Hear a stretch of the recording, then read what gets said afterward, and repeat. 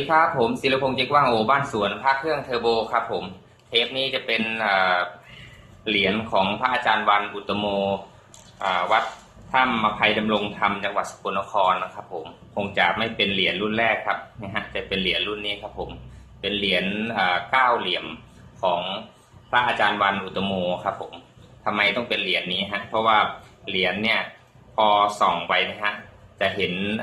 คำว่าอุ่นนะฮะบริเวณอังสะด้านซ้ายของหลวงพ่อด้านขวามือของเราฮะตรงนี้ฮะหลายท่านเนี่ยอาจจะสงสัยฮะหลายท่านก็ส่องแล้วก็ผ่านเลยไปนะฮะไม่ทราบความสำคัญฮะจะเห็นได้ว่าเหรียญเนี่ยบอกว่า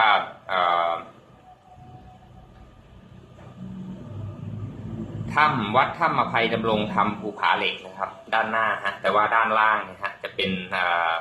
วัดอุดมรัตนารามอำเภออากาศอำนวยจังหวัดสกลนครครับผมซึ่งความสัมพันธ์ของตัวนี้ฮะกับชื่ออุ่นนะฮะที่ประทับไว้บนอังสะของพระอาจารย์วันนะฮะก็บางคนก็สงสัยฮะบางคนก็ผ่านเลยไปเฉยๆครับผมความสำคัญของเหรียญรุ่นนี้นี่จริงๆแล้วเหรียญของพระอาจารย์วันเนี่ยมีอยู่หลายร้อยรุ่นฮะมากมายหลากหลายรุ่นนะพอๆกับเหรียญของพระอาจารย์ฟั่นฮะเพราะว่าถือได้ว่าในบรรดาครูบาอาจารย์ที่เป็นลูกศิษย์ของพ่อแม่ครูบาอาจารย์หลวงปู่มั่นหลวงปู่เสาเนี่ยพระอาจารย์วันจะได้รับช่วงเวลาหนึ่งเนี่ยหลวงพระอาจารย์วันเนี่ยท่านจะ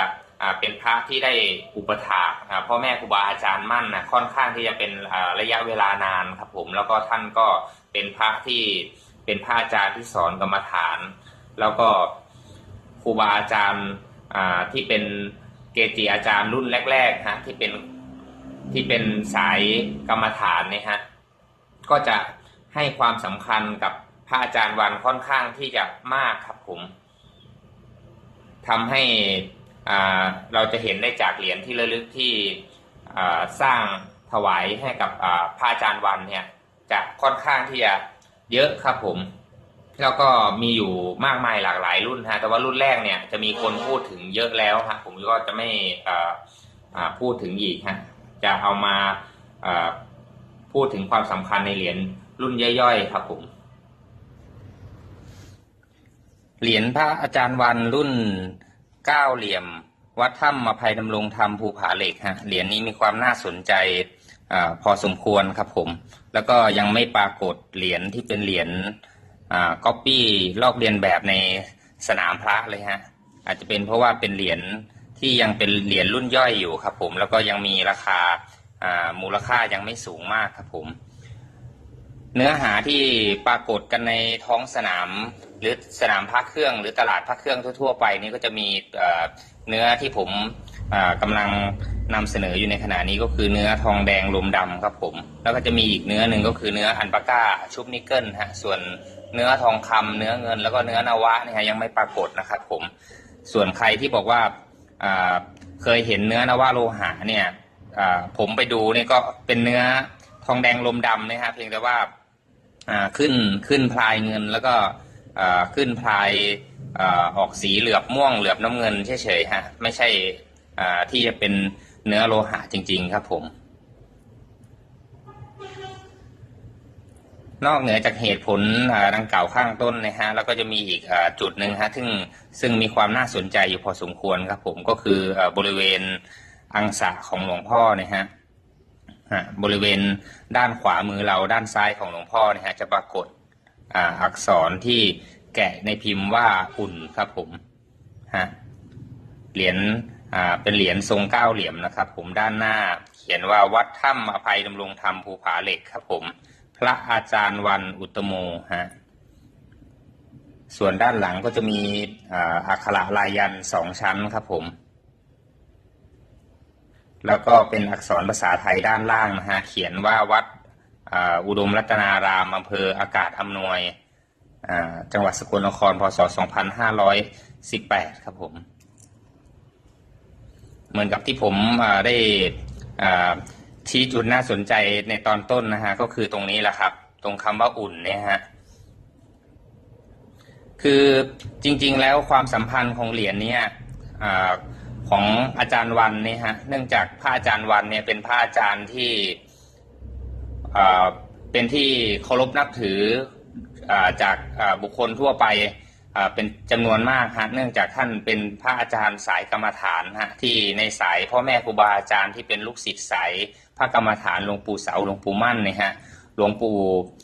วันหรือพระอาจารย์วันเนี่ยฮะค่อนข้างที่จะได้อุปถากมีความใกล้ชิดสนิทกับพระอาจารย์มั่นเป็นอันมากครับผมก็เลยเป็นที่เคารพศรัทธากับครูบาอาจารย์เองในสายเดียวกันฮะแล้วก็ประชาชนโดยทั่วไปเนี่ยก็ค่อนข้างที่จะเคารพนับถือท่านฮะเนื่องจากศีลยาจารีวัตรของท่านเนี่ยเป็นไปในทางปฏิบัตินะและสมถกรรมฐานนะแล้วก็วัดที่ท่านอยู่แต่ละที่เนี่ยก็เสนาสนะสิ่งปลูกสร้างเนี่ยก็ไม่ถือว่ามากอะไรฮะเป็นไปตามวิถีพระป่าฮะจะมีบ้างเหมือนกันฮะที่ท่านทำเสนาสนะวัตถุอย่างเช่นศาลาการประเรียนนะฮะแล้วก็จะมีอีกที่หนึ่งฮะที่ท่านทำทางขึ้นภูเอาไว้ฮะแล้วก็จะมีส่วนที่ท่านจะไปจัดสร้างเป็นเจดีย์บรรจุพระบรมสารีริกธาตุฮะแต่ท่านมรณภาพไปประมาณปีพ.ศ. 2523ฮะจากอุบัติเหตุเครื่องบินตกครับผมนี่ฮะตรงคำว่าอุ่นเนี่ยฮะแท้ที่จริงเนี่ยคำว่าอุ่นเนี่ยฮะเป็นนามของบุรพาจารย์ที่พระอาจารย์วันให้ความเคารพนับถืออีกองค์หนึ่งฮะที่ชื่อว่าพระอาจารย์อุ่นอุตโมฮะอยู่ที่วัดอุดมรัตนารามฮะตามที่จารึกไว้ด้านหลังเหรียญครับผมคือพระอาจารย์อุ่นอุตโมเนี่ยเป็นพระอาจารย์ที่สมถะเรียบง่ายแล้วท่านก็ไม่ค่อยที่จะแสดงองค์สักเท่าไหร่นะฮะในอำเภออากาศอำนวยบ้านอากาศเนี่ยฮะจะให้ความเคารพนับถือกับพระอาจารย์อุ่นเป็นอันมากครับผมเพราะว่าพระอาจารย์อุ่นเนี่ยลึกๆแล้วเนี่ยท่านเป็นครูบาอาจารย์ศิษย์สายพระอาจารย์มั่นรุ่นแรกๆเหมือนกันครับผมแต่ว่าเนื่องจากความเรียบง่ายสมถกรรมฐานและไม่แสดงองค์ของท่านเนี่ยก็เป็นที่เคารพรักและก็ศรัทธาพระในสายเดียวกันฮะจะสังเกตได้ว่าถึงแม้บันทึกต่างๆที่เราได้อ่านประวัติครูบาอาจารย์ต่างๆเนี่ยจะไม่ค่อยกล่าวถึงพระอาจารย์อุ่นมากสักเท่าไหร่นะฮะแต่ว่าในทางปฏิบัติเนี่ยจะเห็นได้ว่าพระอาจารย์ตื้ออัจฉรธรรมโมหลวงปู่ศรีลาที่อยู่บ้านวายาวพ่อแม่ครูบาอาจารย์ต่างๆเวลาจะเข้าอุโบสถศีลเนี่ยถ้าอยู่ในเขตอำเภอศรีสงครามเขตอำเภออากาศอำนวยบ้านหนองผือบ้านอะไรถ้าครูบาอาจารย์ใหญ่อยู่ในนั้นจะมาลงอุโบสถศีลที่วัดอุดมรัตนารามอำเภออากาศอำนวยจังหวัดสกลนครอยู่เสมอครับผมเรื่องเล่าเนี่ยเป็นที่ยืนยันกันจากคนเฒ่าคนแก่ที่อยู่ที่นั่นฮะหลวงปู่ตื้อเองก็ยังเคยออกเหรียญนะที่เป็นเหรียญรูปอาร์มฮะที่วัดอุดมรัตนารามอำเภออากาศอำนวยจังหวัดสกลนครนี้ด้วยครับผมส่วนเหรียญนี้ฮะที่เป็นเหรียญพระอาจารย์วันเองนะเนื่องจากว่าท่านพระอาจารย์วันเองกับหลวงปู่อุ่นเนี่ยท่านมีฉายาทางสงฆ์เหมือนกันก็คืออุตโมเนี่ยฮะท่านก็เลยสร้างเหรียญเป็นที่ระลึกฮะแต่ว่าก็มาจารึกชื่อของพระอาจารย์อุ่นลงไว้ด้วยฮะที่อังสะตรงนี้ฮะคือพระอาจารย์อุ่นอุตโมฮะซึ่งท่านมีฉายาตรงกันนะเหมือนที่กราบเรียนไว้ฮะเหรียญนี้นอกจากพระอาจารย์วันอุตโมเนี่ยได้ทำการเสกอย่างพิถีพิถันแล้วนอกเหนือจากนั้นก็ยังมีพระอาจารย์ตื้อฮะแล้วก็พระในสายเดียวกันรวมถึงพระอาจารย์อุ่นอุตโมด้วยฮะได้อธิษฐานจิตฮะถ้าเป็นครูบาอาจารย์รุ่นเก่าๆหรือแม่ชีรุ่นเก่าๆที่อยู่ปฏิบัติที่วัดอุดมรัตนารามเนี่ยก็จะมีเหรียญ9เหรียญนี้ฮะ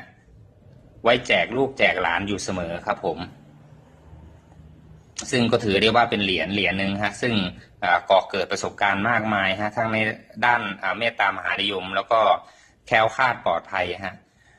อักขระลายยันคาถาเนี่ยค่อนข้างที่จะมีความเป็นเอกลักษณ์อยู่ฮะก็คือจะไม่ได้ใช้อักษรที่เป็นอักษรโมลปริตเหมือนกับยันทั่วๆไปฮะคืออักษรแถวบนเนี่ยผมก็อ่านไม่ค่อยออกเหมือนกันแต่พอที่จะสะกดได้เป็นบางตัวก็คือพุทธังอุติจะปังอติฮะส่วนอีกฝั่งด้านขวาก็จะเขียนเป็นสังปัตติจะอุฮะส่วนอักษรที่อยู่แถวล่างถัดมาที่อยู่ด้านข้างพระนาคปกนี่ก็จะอ่านว่านะโมพุทธายะฮะส่วนอีกฝั่งขวามือจะอ่านว่ามะอาอุครับผมส่วนอักษรที่เป็นอักษรไทยในแถวล่างนี่ก็จะเขียนว่าวัดอุดมรัตนารามอำเภออากาศอำนวยจังหวัดสกลนครพศ2518ฮะก็คือปีที่สร้างเหรียญเป็นที่ระลึกฮะจึงนับได้ว่าเหรียญนี้ฮะนอกจากพระอาจารย์วันเองก็มีพระในสายเมตตาที่ฐานจิตฮะต้องเรียกว่าปลุกเสกก็ว่าได้ครับผมเพราะว่าโดยมากเราจะใช้คำว่าอธิษฐานจิตเนื่องจากท่านจะอำนวยประสิทธิผลลงไปในตัวเหรียญนะฮะถ้าเป็นสายของพระอาจารย์มั่นฮะเพราะว่าท่านไม่นิยมเรื่องของเวทมนต์คาถาแต่ว่าครูบาอาจารย์ในยุคต้นๆนี่ฮะที่เป็นลูกศิษย์ในลำดับที่ครูบาอาจารย์หลวงปู่มั่นเนี่ยได้ให้หลวงปู่สิงห์คันธยาคโมที่จังหวัดนครราชสีมาสอนกรรมฐานให้แล้วเนี่ยก็นอกเหนือไปจากกรรมฐานเนี่ยก็ยังจะมีเวทมนต์คาถาต่างๆนานาฮะซึ่งหลวงปู่สิงห์เนี่ยยังให้ความสำคัญและยังถือว่ามีความสำคัญอยู่สำหรับพระในยุคนั้นที่ต้องเดินธุดงควัตรในป่าแต่เอกาครับผมเพราะว่าสิงสาราสัตว์เนี่ยค่อนข้างที่จะไม่สามารถที่จะยุติให้สงบได้ด้วยความเมตตาเพียงอย่างเดียวครับผมก็เป็นอีกเหรียญหนึ่งฮะที่ผมจะขออนุญาตนำเสนอครับผมเห็นไหมฮะเหรียญค่อนข้างที่จะแกะพิมพ์แล้วก็ค่อนข้างที่จะมีความเหมือนหลวงปู่วันอยู่พอสมควรครับผมเป็นเหรียญครึ่งองค์ฮะผมจะชอบเหรียญครึ่งองค์เป็นพิเศษเพราะว่าแสดงหน้าตาของครูบาอาจารย์เนี่ยทำให้มีความใกล้เคียงและมีความขลังเป็นอันมากครับผมเอกลักษณ์ของพระสายพระป่าเลยคือพระปางนาคปกครับผมเป็นรูปปางของพระพุทธเจ้าที่เสวยวิมุตติสุขหลังจากที่ได้บรรลุอนุตตรธรรมอันวิเศษแล้วครับผมก็จะมานั่งพิจารณาธรรมอยู่ใต้ต้นจิกฮะแล้วก็จะมีพญานาค7เสียนก็คือพญานาคมุจลินนะแผ่พังพานเพื่อที่จะปกป้องพุทธองค์ให้ห่างไกลจากแสงแดดและสายฝนครับผมซึ่งเป็นสื่อความหมายถึงเรื่องของการปกป้องคุ้มครองภัยต่างๆครับผมแล้วก็ยันนี้ก็โดยปกติแล้วยันทางสายนี้ตัวอักขระทางสายนี้จะเป็นยันมูลปริตหรือยันนกยุงทองฮะแต่ว่าด้านหลังของเหรียญนี้จะมีความแตกต่างออกไปฮะเหมือนที่ผมได้สะกดอ่านให้ฟังฮะถ้าผิดพลาดประการใดก็ต้องขออภัยไว้ณที่นี้ด้วยครับผมเดี๋ยวหลักพิจารณาเหรียญโดยทั่วไปเนี่ยฮะไม่แน่ว่าเหรียญต่อไปเนี่ยอาจจะมีเหรียญเก๊ทำเรียนแบบแล้วก็มานำเสนอกันไว้นิดนึงนะครับผมสูตรของผมเลยก็ต้องดูที่หูเหรียญฮะลักษณะของการปิ้นของหูเหรียญฮะจะต้องมีครับ2ลักษณะของการตัดเส้นขอบเนี่ยฮะอาจจะมีการขยื่นหลุดบล็อกบ้างครับผมแต่ไม่ใช่ในลักษณะที่เสมอกันนะฮะเพราะลักษณะเสมอกันและเป็นตื้นๆเนี่ยโดยมากแล้วมันจะเป็นเหมือนกับตะเข็บที่คนนำเหรียญแท้ไปถอดพิมพ์เสร็จแล้วก็ทำเรียนแบบออกมาที่เขาเรียกว่าเป็นเหรียญบล็อกถอดพิมพ์นะครับผมแต่ตัวนี้ฮะขยื่นห่างฮะให้เห็นได้ว่าบล็อก ตัวหน้ากับบล็อกตัวหลังเนี่ยบล็อกตัวหน้าจะมีความใหญ่กว่าเพราะฉะนั้นเคลื่อนหลุดไปหลุดมาเนี่ยทางด้านหนึ่งมี2ตะเข็บทางด้านหนึ่งจะต้องไม่มีถ้าทางด้านนี้มี2ตะเข็บอีกด้านหนึ่งจะต้องไม่มีเป็นการเคลื่อนของบล็อกนะฮะไม่ใช่การถอดพิมพ์ครับผมส่วนด้านหลังก็เป็นเอกลักษณ์เหมือนกับเหรียญหลังปีพศ 2500ที่ผมชอบพูดอยู่เป็นประจำเลยก็คือมีระยะล่องลึกทิ้งช่วงห่างจะไม่เป็นเส้นละเอียดเสมอกันหมดเหมือนกับในเหรียญในปัจจุบันเพราะเหรียญในปัจจุบันเนี่ยบล็อกเวลากระแทกหน้าหลังแล้วขาดไปในทีเดียวเนี่ยเหรียญจะค่อนข้างที่จะมีความสวยงามตามเทคโนโลยีเหรียญในปัจจุบันครับผมก็ขอจบการบรรยายเหรียญพระอาจารย์วัน9เหลี่ยมที่